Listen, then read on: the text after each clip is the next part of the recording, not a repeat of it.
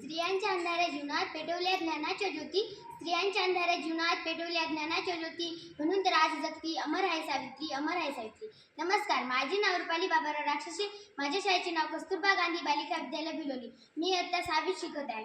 क्रांतीज्योती सावित्रीबाई फुले या भारताच्या पहिल्या महिला शिक्षिका तसेच मुख्याध्यापिका होत्या. त्यांचा जन्म 3 जानेवारी 1831 रोजी सातारा जिल्ह्यातील नायगाव या गावी झाला.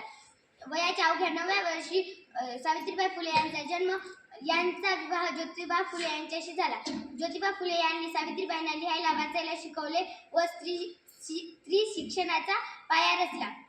सावित्रीबाई व ज्योतिबा फुले यांनी मिळून 1 जानेवारी 1848 रोजी पुण्याच्या बुधवार पेठेत मुलींची पहिली शाळा सुरू केली. सावित्रीबाई फुले बालविवाह, केशवपण, सतीप्रथा अशा वाईट प्रथांना विरोध केला.